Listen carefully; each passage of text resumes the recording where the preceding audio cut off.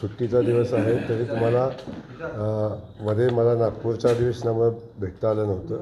माझी भूमिका खूप अगोदर मांडायची होती आपली, थोडंसं उशीर झालेला आहे. तरी पण आता पुन्हा नागपूरला जाता आता अगोदर 2 मिनटात बोलावं तुमच्या 5 मिनटं म्हणून आपल्याशी आज भेटतो आहे.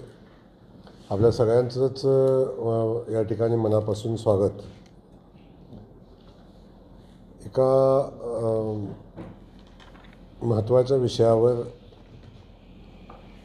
आमची भूमिका मांडण्यासंदर्भात आज या ठिकाणी आपल्या सगळ्यांना बोलवलं आहे. काही दिवसापूर्वी या राज्याचे उपमुख्यमंत्री सन्माननीय अजितदादा यांनी सातारा लोकसभेच्या विषयावर काही चर्चा केली आणि सातारा लोकसभा आम्ही लढवू अशा पद्धतीची भूमिका मांडली. ती त्यांची व्यक्तिगत भूमिका आहे असं माझं मत आहे. सातारा लोकसभा मतदारसंघ भारतीय जनता पार्टी लढवेल. भारतीय जनता पार्टीनं अशी कुठलीही अधिकृत चर्चा केल्याचं माझ्या कानावर नाही, परंतु गेल्या 3 वर्षापासून 4 वर्षापासून भारतीय जनता पार्टीनं प्रचंड मोठ्या ताकदीनं सातारा जिल्ह्यामध्ये काम केलेलं आहे आणि आज भारतीय जनता पार्टी ही जिल्ह्यातली 1 नंबरची पार्टी आहे. अगदी वाई मतदारसंघापासून आपण आलो तर सातारा, कोरेगाव, कराड उत्तर, दक्षिण आणि पाटण हा सगळा परिसर बघितला तर भारतीय जनता पक्षाचं प्राबल्य या ठिकाणी आहे. त्यामुळं कोण काय भूमिका मांडतं या भूमिकेवर वरिष्ठ चर्चा करतील आणि वरिष्ठ त्यांच्याशी बोलतील. परंतु गेल्या जवळजवळ 3-4 वर्षापासून आम्ही लोकसभेची तयारी केलेली आहे आणि या लोकसभेच्या तयारीच्या अनुषंगानं सध्याची परिस्थिती बघता भारतीय जनता पक्षाचा खासदार व्हायला कुठलीही अडचण या मतदारसंघामध्ये नाही असं भारतीय जनता पक्षाचं आमचं मत आहे. त्यामुळं हा मतदारसंघ कुठल्याही किमतीवर भारतीय जनता पक्षाकडे राहिला पाहिजे ही आमची भूमिका आहे. या भूमिकेशी आम्ही ठाम आहोत. पक्षश्रेष्ठींच्याकडे आम्ही भूमिका मांडलेली आहे आणि मला वाटतं वरच्या स्तरावर अशी कुठलीच चर्चा झाल्याचं माझ्यात ऐकवत नाही. शेवटी पक्षश्रेष्ठी निर्णय घेत असतात आणि त्या निर्णयाची अंमलबजावणी आम्ही कार्यकर्ते म्हणून करत असतो. परंतु आमचा आग्रह आहे कुठल्याही परिस्थितीत सातारा लोकसभेचा मतदारसंघ भारतीय जनता पार्टी सोडणार नाही.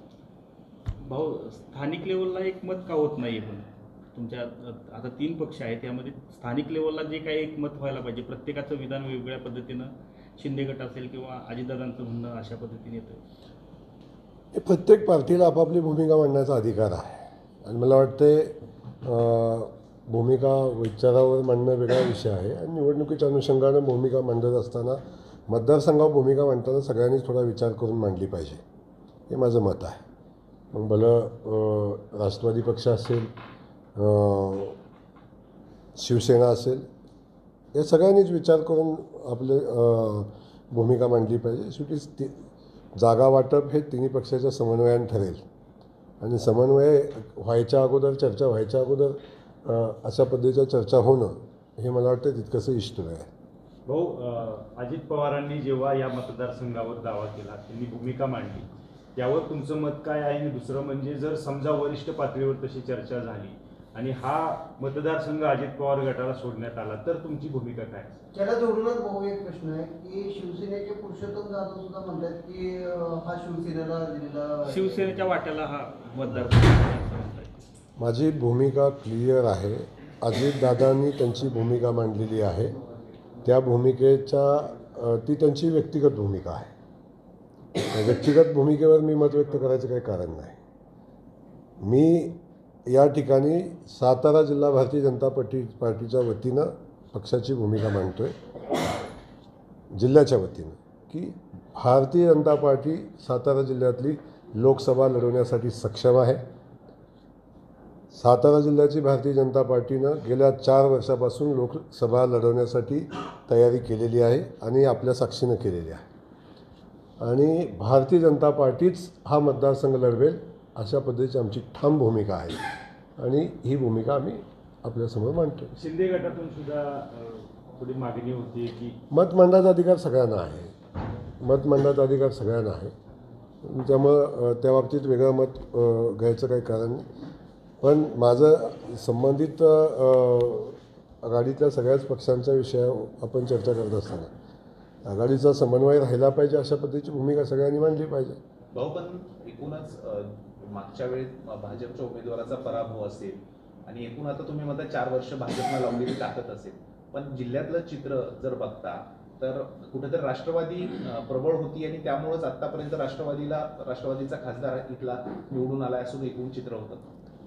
नाही, राष्ट्रवादी या जिल्ह्यामध्ये प्रबळ होती याच्याबद्दल कोणाला शंका नाही ना. राष्ट्रवादी प्रबळ नाही हा आत्ताचा मुद्दा आहे. आत्ता राष्ट्रवादी प्रबळ कुठं आहे? त्यामुळं राष्ट्रवादीचा विषय बाजूला ठेवून सध्या भारतीय जनता पक्षाची ताकद वाई मतदारसंघापासून जर विचार केला, साताऱ्यात तुम्हाला ज्ञात आहे, मला वाटतं भारतीय जनता पक्ष सोडून खूप कमी स्कोप आहे बाकीच्या पक्षाला. कोरेगावला आपण बघता की कोरेगावची परिस्थिती काही वेगळी असायचं काही कारण नाही. कराड उत्तरमध्ये आम्ही ताकदीनं लढतोय, याच्यामध्ये कुठं प्रॉब्लेम असायचं कारण नाही. दक्षिणला 1-to-1 फाईट आहे, त्याचाही विषय आहे. आणि पाटणला आपण बघताय. त्यामुळं भारतीय जनता पार्टीची ताकद ही वादातीत आहे या जिल्ह्यामध्ये. त्यामुळे लोकसभा लढवण्याच्या दृष्टीनं भारतीय जनता पार्टी हाच सक्षम पक्ष आहे आत्ता. त्यामुळे आमची भूमिका क्लिअर आहे की हा सातारा लोकसभा मतदारसंघ हा भारतीय जनता पार्टी लढेल. भारतीय जनता पार्टीनंच लढवा. तर आम्ही 100% हा मतदारसंघ, पाठीमागचा इतिहास काय आहे याच्या संदर्भात आपण मांडलेली भूमिका, जरी तत्कालीन परिस्थितीमध्ये झालेला पराभव असा, त्यानंतर खूप गोष्टी बदललेल्या आहेत, परिस्थिती बदललेली आहे. आणि या बदलत्या परिस्थितीमध्ये भारतीय जनता पार्टी हाच एकमेव विकल्प लोकसभेला आहे. भाऊ सगळ्यात महत्त्वाचं म्हणजे भारतीय जनता पार्टीचा उमेदवार कोण असेल, चेहरा कोण आहे, कारण उदयनराजेंना अजूनही फोकस केलं जात नाहीये भारतीय जनता पार्टीकडून. मग तुमच्या उमेदवारीचा तिढा कायम असलेला पाहायला मिळतोय. चर्चा तशी बाहेर राजकीय पटलावर आहे. भारतीय जनता पार्टी ही अनुशासित पार्टी आहे आणि भारतीय जनता पार्टीचा उमेदवार जिल्हा लेवलला ठरत नाही, तो वरिष्ठ लेवलला ठरतो. आणि जेव्हा तो उमेदवार ठरेल, मग कोण असेल, महाराज असतील, अन्य कोण असेल, हा विषय ती पार्टी ठरवेल. आणि जो पार्टी उमेदवार देईल तो उमेदवार सक्षमपणे लोकसभेची निवडणूक लढेल. आणि सातारा जिल्ह्याचा खासदार हा भारतीय जनता पार्टीचाच असेल. आमच्या तिन्ही पक्षाची जी आघाडी आहे, आघाडी मिळून आम्ही निवडून आणू. पण उमेदवारीचा क्लेम सगळ्यात पहिला आमच्या भारतीय जनता पार्टीचा. काल भाऊ महाविकास आघाडीची बैठक झाली साताऱ्यामध्ये. त्यात आमदार श्रीकांत शिंदेंनी एक वक्तव्य केलं की साताऱ्याचा पुढचा उमेदवार हा महाविकास आघाडीचाच निवडून येईल आणि त्याला जोडून सत्ताधारी निधी वाटपात देखील दुजाभाव करत असल्याचा आरोप त्यांनी केला. शिंदे साहेबांनी आधी आपलं बघावं, बाकीचे कशाला करायचं. त्यांनी बाकीच्या फार जिल्ह्याची चर्चा करण्यापेक्षा आपण आपल्या भूमिकेतून बघा, भारतीय पक्ष कुठं आहे, काय आहे, काय चाललं आहे, त्यांनी तपासावं. आणि मला वाटतं स्टेज तर मला वाटतं राष्ट्रवादीच्या काँग्रेसकडे एवढी माणसं नाहीत की स्टेजवर बसणं एवढी माणसं नाहीत. अर्धी माणसं तर काँग्रेसची होती तेव्हा. कुठली बैठक होती मला माहिती नाही, पण स्टेजवर बसायला तर माणसं आहेत का आता. हो, चाचपणी तरी नावं काहीतरी असतील ना, 1-2-3 नावं आपली भाजपच्या वतीनं काहीतरी. भारतीय जनता पार्टी गेल्या 3 वर्षापासून लोकसभा प्रवास करते. केंद्रीय नेतृत्वातली अनेक मंत्री इथे येऊन गेले, तुम्ही त्याचे साक्षीदार आहात. आणि त्यावेळी सगळ्या गोष्टीचा रिपोर्ट जात असतो. भारतीय जनता पार्टीमध्ये असं कोणाच्या नावाची चर्चा करायचा अधिकार ना मला आहे ना कोणाला आहे. त्यामुळं आपल्या सगळ्यांना माहिती आहे की अहवाल तर जातो पार्टीकडं, सगळी परिस्थिती तर पार्टी बघत असते आणि योग्य उमेदवाराला पार्टी 100% तिकीट देईल. अजिबात अडचण नाही. भाऊ मानमध्ये अवकाळी नुकसान झालं द्राक्ष बागाचं 3-4 गावांमध्ये, देवापूर असेल, पळसावडे. परत त्यानंतर मग शासनाकडे नुकसान भरपाईची मागणी शेतकरी करत आहे. त्याच्यावर 100% नुकसान झालेलं आहे आणि त्याची नुकसान भरपाई मिळाली पाहिजे. त्या अनुषंगाने पंचनामे झालेले आहेत आणि शेतकऱ्यांना नुकसान भरपाई पण मिळेल. त्यामध्ये कुठली अडचण नाही. पाठीमागच्या 2-3 वर्षापूर्वी त्याच भागातल्या द्राक्ष बागांचं नुकसान झालं होतं आणि मला वाटतं उत्पन्नापेक्षा जास्तीचं मदत मिळाली होती. एकरी 12 लाख, कोणाला 8 लाख, कोणाला एका शेतकऱ्याला 25-25 लाख रुपयाची मदत झालेली होती. त्यामुळं मानचा लोकप्रतिनिधी सक्षम आहे. तिथली पंचनामे झालेले आहेत आणि त्या लोकांना मदत पण 100% येईल. एवढंच नाही तर दुष्काळामध्ये ज्या ज्या ठिकाणी पिकांचं नुकसान झालं दुष्काळामुळं त्याचे पंचनामे झालेले आहेत आणि त्याचा नुकसान भरपाई विम्याची मिळण्यासाठीची कारवाई या अंतिम टप्प्यामध्ये आहे. त्याचा 10 दिवसात निर्णय होईल आणि ज्या ज्या शेतकऱ्याचं पाऊस न पडल्यामुळे नुकसान झाले, आता हा तो अतिपावसाचा विषय आला, म्हणजे अवकाळी पावसाचा विषय आला, पण ज्या ठिकाणी पाऊसच पडला नाही, उगवून आलेलं जळून गेलं, अशाही शेतकऱ्यांना मदत देण्यासंदर्भातली भूमिका आपण घेतली होती. आणि खूप 2, 2.5, 3 महिन्याच्या लढाईत कलेक्टर आम्ही लढतो आहे. 2.5 महिन्याच्या लढाईला आता यश येताना दिसते आणि 8-10 दिवसात निर्णय होईल आणि त्या सगळ्या शेतकऱ्यांना मदत मिळेल. ती कोट्यावधी रुपयेमध्ये असेल. अजितदादांनी दावा जो केला होता या इथल्या साताऱ्याच्या लोकसभेच्या जागेबाबतचा, त्यानंतर तुम्ही बराच काळ उशिरानं स्वतः आता तुम्ही पुढे येऊन ह्या दावा करताय. नाही, बरा नाही. मी आपल्याला माहिती आहे की अधिवेशनाच्या निमित्तानं नागपूरला होतो आणि नागपूरला असल्यामुळे आपल्याला नागपूरवरून तेच घ्यायचा विषय नव्हता. जिल्ह्याचा विषय जिल्ह्यात येऊन मांडायचा होता. त्यामुळे जिल्ह्यात येऊन मांडावा अशी 7 माझी तारखेला भूमिका होती. अधिवेशन सुरू झालं. दादांनी बोलून तर आता नाही, जवळजवळ नाही. 10 दिवस झाले. नाही 7 तारखेला अधिवेशन त्या 2-3 दिवस अगोदर झालेला विषय होता. त्यामुळे तो काही खूप अगोदरचा विषय अशातला विषय नव्हता. त्यावेळी वरिष्ठांकडनं ज्यावेळी सांगण्यात आलं त्यानंतर ही पत्रकार परिषद अजिबात विषय नाही. वरिष्ठांच्याकडं आम्ही आमची भूमिका मांडलेली आहे. वरिष्ठ आमची मत वारंवार घेत असतात. 1 to 1 चर्चा पण होत असतात. त्यावेळी या लोकसभेसंदर्भातली आमची भूमिका आम्ही मांडलेली आहे आणि आत्ताची जी भूमिका आहे ही सातारा जिल्हा भारतीय जनता पक्षाची भूमिका आहे आणि ती भूमिका ठाम आहे की कुठल्याही परिस्थितीत भारतीय जनता पार्टीचा या लोकसभा उमेदवारीसाठी क्लेम आहे आणि भारतीय जनता पार्टी उमेदवारी निवडणूक लढवेल. माढा लोकसभा मतदारसंघाचं पण लोकसभेवर चित्र आहे. तुम्ही दावा करताय भाऊ, आणि माढामध्ये पण आता विद्यमान आमदार भाजपचेच आहे, खासदार माढामध्ये. तर अशी काही तडजोड झाली सातारा लोकसभा आणि माढाचा लोकसभा, तर काय मला काही समजत नाही. तडजोडीचा विषय येतोच कुठं. ते आमचे खासदार आलेले आहेत, त्या जागेचा तडजोडीचा विषयच येत नाही. आणि इथले खासदार हे काय अजितदादांच्या सोबत नाही आहेत, त्यामुळे क्लेमचा विषय कुठे येतो? येईल ना. चालू आहे. तुम्ही आज सांगितलं ठीक आहे, शिवसेना पण साक्षी, आता राष्ट्रवादीचा दावा पण तुम्ही आता फोडून काढताय. एकूण हे सगळं मूळ भूमिकेत तुम्हीच आहात, मोठा पक्ष म्हणून. पण ह्याच्यामध्ये एक वाक्यता कधी येणार, म्हणजे ही संदिग्धता सातारकरांची कधी संपणार आहे का जागेसाठी? काही गोष्टींची उत्सुकता असणं आवश्यक आहे, तशी ती राहिली पाहिजे. सगळ्याच गोष्टी समजल्या तर मग आपण तरी कोणाला काय विचारणार असं. त्यामुळे ती उत्सुकता तर राहिली पाहिजे. पण मग फक्त हे चर्चा आणि प्रत्येकजण सांगतंय एवढंच चर्चेतनं विचार मंथनातनं काही नवीन गोष्टी पुढे येतात. वरिष्ठ पातळीवरती तुम्ही जे म्हणताय ते कधी होणार? नाही, होईल ना. आता प्रक्रिया चालू आहे. लोकसभा आता काय खूप लांब राहिलेली नाही, त्यामुळे त्याच्यावर चर्चा होतील. अधिवेशन संपल्यावर तो आपला विषय, आपल्या लेवलचा विषय पण नाही वास्तविक तो. अधिवेशन संपल्यावर पक्षाचे वरिष्ठ नेते बसतील आणि त्याच्यावर चर्चा होईल आणि निर्णय पण होतील. आज सातारा शहरामध्ये शोभायात्रा काढण्यात आली, त्यामध्ये तुम्ही देखील सहभागी झाला होता. अयोध्येला आता किती लोक जाणार आहेत तुम्ही? 22 तारखेला जी उद्घाटन. अयोध्येला शेकडो लोक, हजारो लोक जातील. हजारो लोक जातील. प्रत्येक लोकसभेतनं ट्रेन, आपापल्या गाड्या आज जात आहेत. कारण जे स्वप्न बघितलं होतं राम मंदिराचं ते पूर्ण होताना जो आज बघितला असेल तुम्ही, म्हणजे मी सांगतो म्हणून अजिबात नाही, तुम्ही बघितलं असेल लोकांच्या चेहऱ्यावरचा उत्साह, लोकांनी त्या यात्रेचं केलेलं स्वागत आपण अनुभवलेलं आहे. त्यामुळे वेगळं सांगायची मला वाटतं आवश्यकता नाही. लोकांनी रांगोळी काढून फुलं टाकून त्याचं स्वागत केलं आहे आणि खास करून व्यापारी दुकानातनं बाहेर येऊन विथ फॅमिली बाहेर येऊन त्याचं स्वागत करत होते. म्हणजे त्या लोकांना झालेला जो आनंद आहे तो लोकच सांगत होते, लोकांचे भाव सांगत होते. त्यामुळं खूप मोठ्या संख्येने लोक जातील अयोध्येला. भाऊ, वाईचे आमदार मकरंद पाटील हे अजितदादांबरोबर गेलेले, त्यांचे बंधू इच्छुक आहेत सातारा लोकसभेला.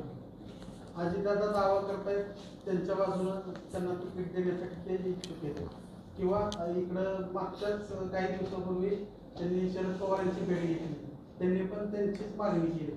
नेमकी ह्यात काही खेळी वाटते तुम्हाला राजकीय? माझी अशी कोणाशी चर्चा झालेली नाही आणि असं कोणी इच्छुक आहे असं मला माहिती नाही. आणि कुणी कुणाशी भेटावं हा त्याचा व्यक्ती स्वातंत्र्याचा विषय आहे. त्यामुळे त्यात काही मला वाटते फार बोलण्यात काही पॉईंट नाही आहे. भाजप महाराष्ट्रामध्ये म्हणते मी एवढ्या 44 जागा असणार सगळीकडे म्हणते की आमचा उमेदवार म्हणजे पुन्हा मीची बाधा होऊ नये, मी पुन्हा येईन असं तर होणार नाही. आपण मला वाटतं मीच आणि पुन्हा यांचा विषय येतो. पुन्हा तर आलेलो आहे आम्ही आणि मीची बाधा तर बिलकुल नाही. आदरणीय फडणवीस साहेबांनी खूप जमिनीवर राहून 5 वर्ष काम केलं होतं म्हणून लोकांनी पुन्हा कौल दिला होता आणि त्या भाजप शिवसेना युतीचे 162 आमदार निवडून आले होते. त्यांना पाठिंबा देणारे पुन्हा 10, 172ची संख्या असताना त्यावेळी जे झालं ते सगळ्यांना माहिती आहे. आणि आपण जी भूमिका सांगितली पुन्हा यायचा, तर पुन्हा तर आम्ही आलो आहे. लोकसभेला बी आम्हीच येऊ, विधानसभेला बी आम्हीच येऊ. आणि अनेक दावे, अनेक चर्चा, अनेक विषय चालले होते की आता हवा बदललेली आहे, 5 राज्याच्या निवडणुकीनंतर असं घडेल, 5 राज्याच्या निवडणुकीनंतर तसं घडेल. 5 राज्याच्या निवडणुका पण झाल्या आणि काय घडायचं ते घडून गेलेलं आहे. आणि आता इंडियातले आय शोधायचा विषय आला आहे. सगळे एक एक शोधायचा विषय आला आहे सगळ्यांचा. बैठकीला कोणी येत नाही म्हणून बैठक कॅन्सल झाली इंडिया आघाडीची. मला वाटतं भविष्यात बैठक होईल का नाही माहिती नाही. तेव्हा आता मोदीजी पुन्हा येणारच आहेत तर कशाला त्यांच्यासोबत वाकडं घ्या म्हणून हे घडी एक एक आता बाजूला जायला लागलेले आहेत ते. तेव्हा आता तुम्ही म्हणता तसं बिलकुलच नाही.